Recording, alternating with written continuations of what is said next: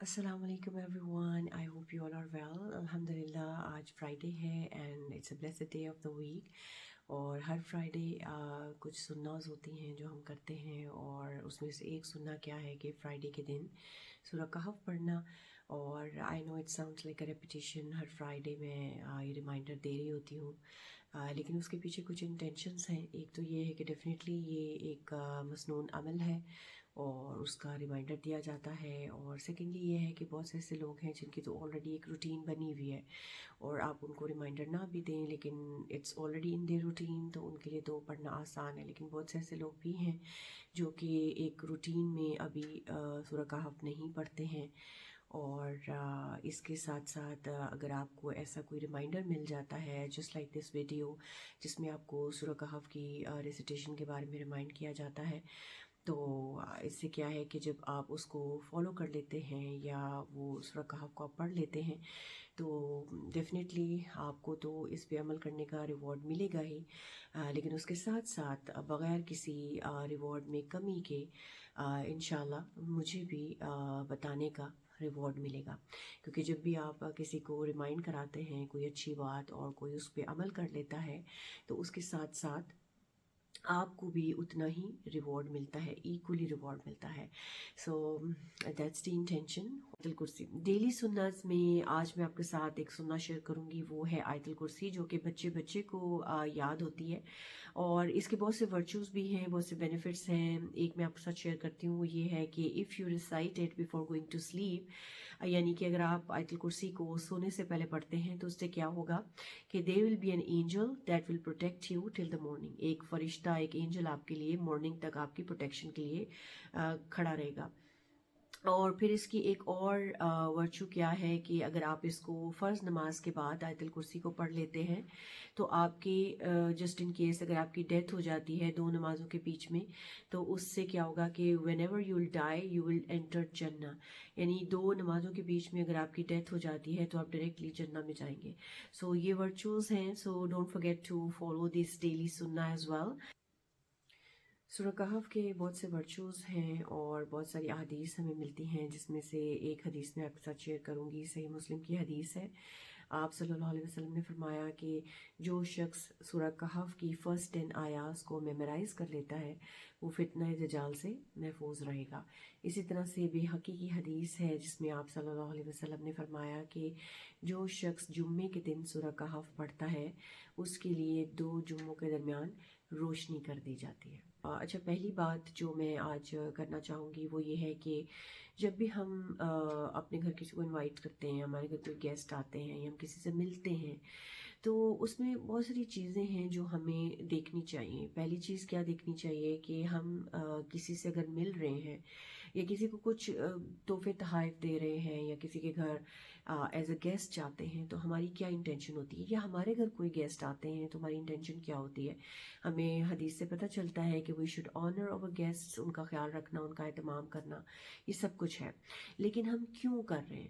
کیا ہم ایک کلچر ہے اس کو فالو کر رہے ہیں، یا ہماری فیملی کی ویلیوز ہیں ان کو لے کے چل رہے ہیں، یا ہم اللہ تعالیٰ کے لیے کر رہے ہیں؟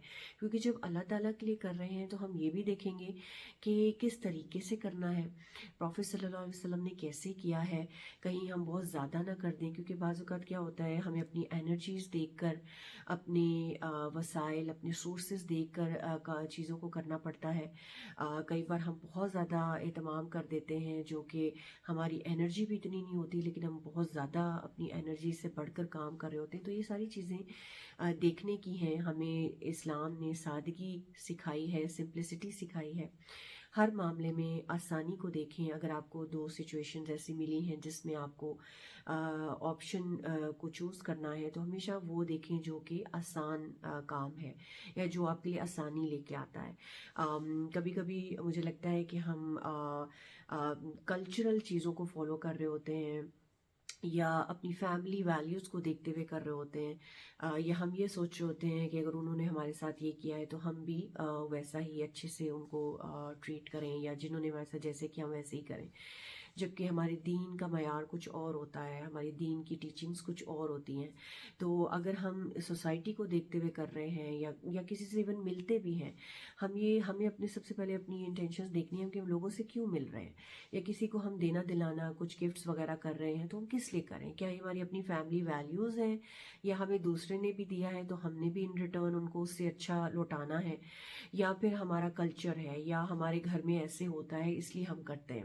اگر تو یہ ساری چیزیں ہیں تو یہیں پہ ہی رک جائیں، اور اپنی جب بھی نیکسٹ ٹائم آپ کسی سے ملیں یا کسی کو تحفے تحائف دیں یا کسی کو اپنے گھر پہ ایز اے گیسٹ انوائٹ کریں یا ان کو آپ ان کے لیے اہتمام کریں، تو سب سے پہلے یہ دیکھ لیں، اپنی انٹینشنس کو بھی دیکھ لیں کہ ہم یہ اللہ کے لیے کر رہے ہیں.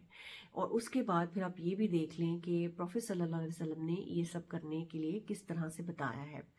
تو پھر ڈیفینیٹلی جتنی انرجی آپ لگائیں گے، جتنا پیسہ آپ گفٹس پہ لگائیں گے، جو وقت بھی آپ لگائیں گے اپنے گیسٹ کو سرو کرنے میں، ان کا اہتمام کرنے میں، اور سننا وے میں کریں گے، اور جو بھی تحفے تحائف دیں گے، اس سب چیزوں کا، اس سارے پیسے کا آپ کو ریوارڈ ملے گا. ایک ایک قدم پہ you will get the reward of it.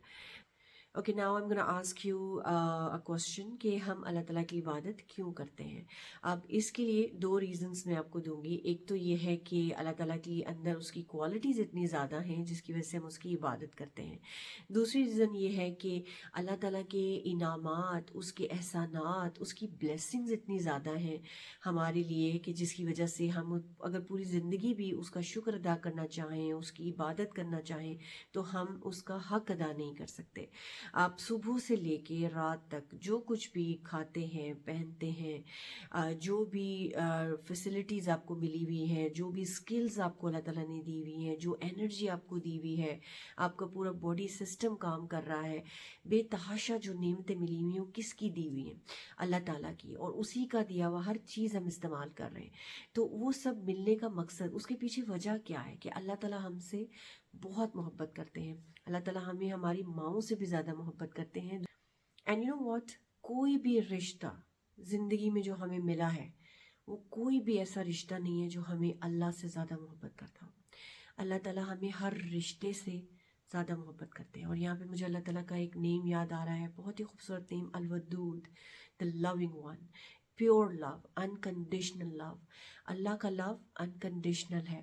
اس دنیا میں جتنے بھی رشتے ہیں ان کے ساتھ ساتھ کوئی نہ کوئی غرض لگی ہوئی ہے، کوئی کنڈیشن وہ لگاتے ہیں، لیکن اللہ تعالیٰ آپ کو انکنڈیشنل لو دیتے ہیں. اسی وجہ سے تو وہ ہر چیز آپ کے لیے کر رہے ہیں.